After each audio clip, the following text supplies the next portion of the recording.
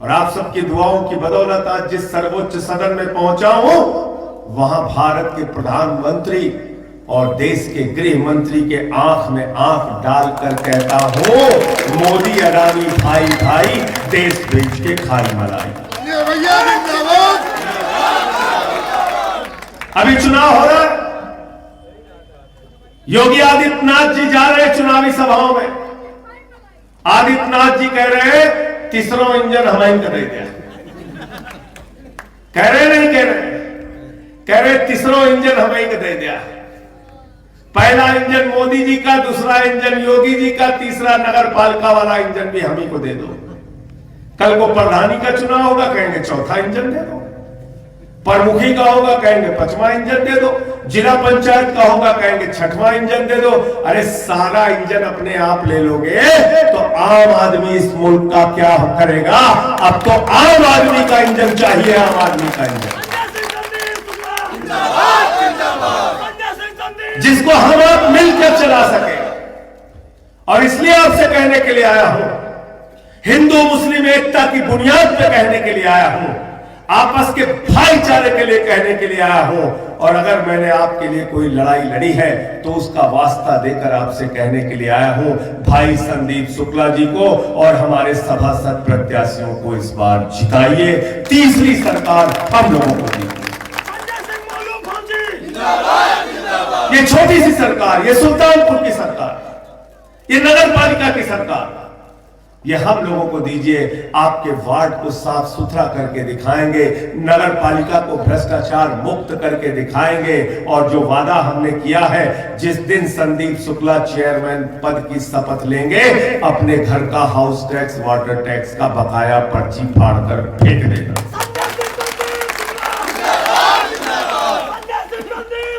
आपका पुराना बकाया house tax, water tax zero किया जाएगा। ये गारंटी संजय सिंह आपको देके जा रहे हैं। और house tax half, water tax माफ किया जाएगा। सुल्तानपुर शहर को साफ किया जाएगा। वार्डों के अंदर मोहल्ला क्लिनिक बनाया जाएगा, जहां पे अल्ट्रासाउंड फ्री होगा, दवाएं मुफ्त में मिलेंगी, जांच मुफ्त में होगी और एम्बुलेंस की व्यवस्था हम अपने सांसदों से कहकर इस नगर पालिका में फ्री करवाने का काम करेंगे।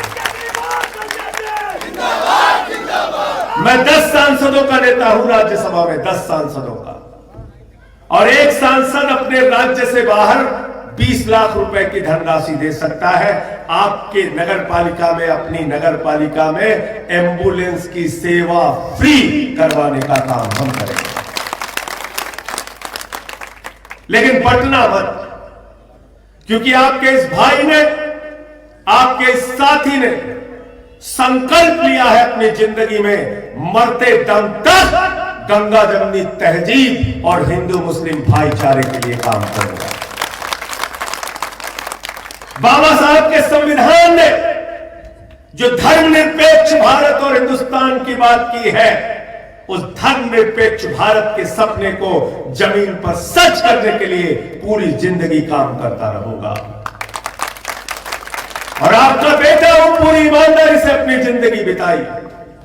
अभी ईडी वाले जो सबको फंसाने की कोशिश करते हैं, वो ईडी वाले वो मुझे भी फंसाने की कोशिश कर रहे थे, सबको नोटिस भेजते हैं। मैंने ईडी वालों को खुद ही मानहानि का नोटिस भेज दिया।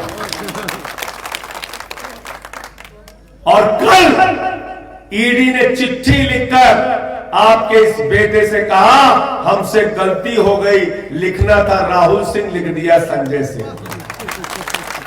हमने कहा बेईमानो, कहीं नीरव मोदी की जगह नरेंद्र मोदी लिख दिया तो उनको गिरफ्तार करने प्रधानमंत्री आवास जाना पड़ेगा।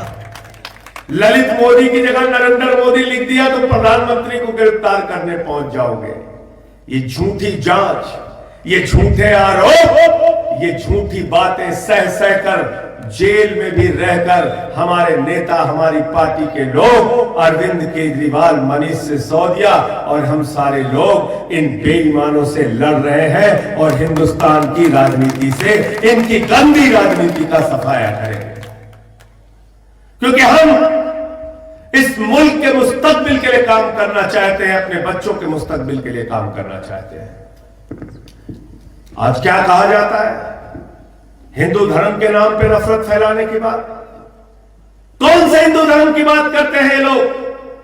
हिंदू धर्म जिसका रामचरितमानस ये कहता है सब नर करहिं परस्पर प्रीति, ये हमारे रामचरितमानस की चौपाई कहती है कि सारे लोग आपस में प्रेम से रहें। यह हिंदू धर्म का संदेश है।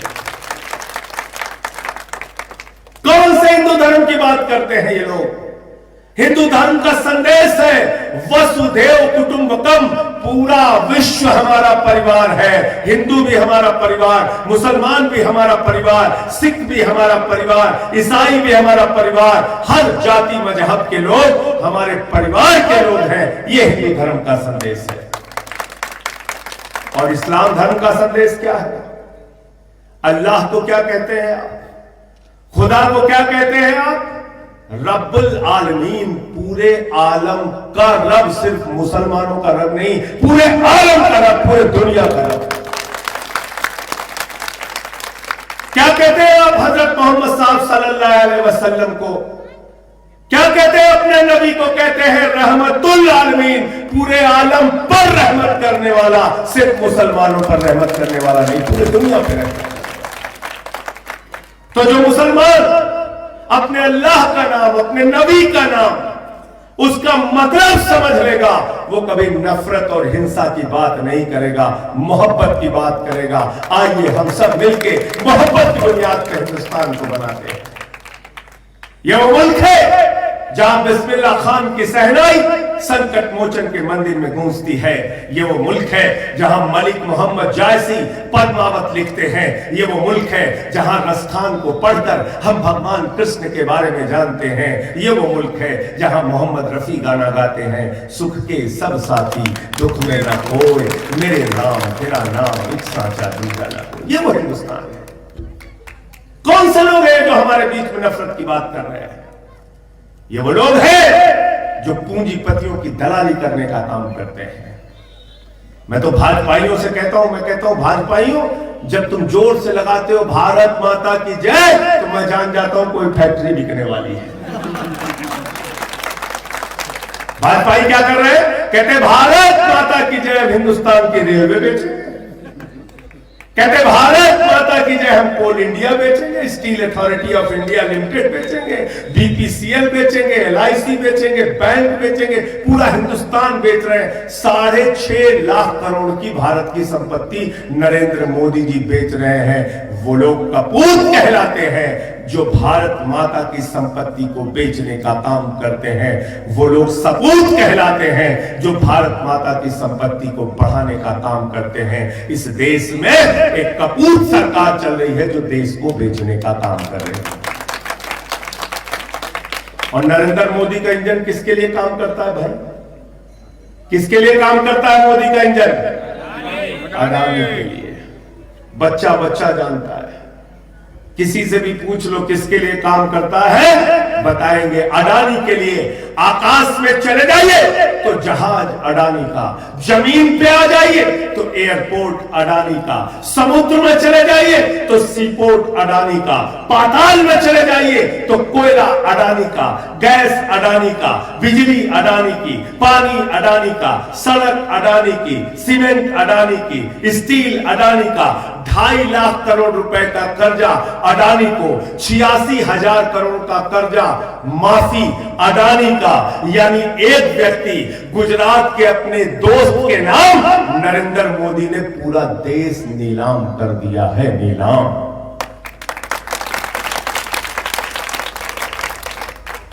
एक व्यक्ति का 86,000 करोड़ कर्जा माफ किया।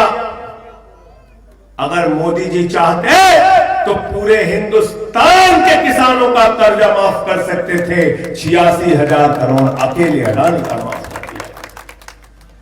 तो इसलिए साथियों और दोस्तों, हमको हिंदू मुसलमान के नाम पर इसलिए लड़ाते हैं कि देश को लूटने का धंधा इनका जारी रहे, इसलिए लड़ाने का काम करते हैं। अभी संदीप शुक्ला जी बोल रहे थे, विकास की बात कर रहे थे। मोनू फौजी बोल रहे थे, विकास की बात कर रहे थे। हमारे मकसूद भाई, हमारे मोहर्रम अली, हमारे प्रत्याशी विकास की बात करते हैं। हम कैसे सड़कें बनाएंगे, कैसे नालियां साफ करेंगे, कैसे आपका विकास करेंगे। भाजपा क्या कहते हैं, क्या कहते हैं प्रधानमंत्री जी? प्रधानमंत्री जी एक सभा में गए, कहने लगे भाइयों और बहनों, अगर गांव गांव में कब्रिस्तान है तो शमशान होना चाहिए कि नहीं होना चाहिए? बताइए आप, बताइए आप।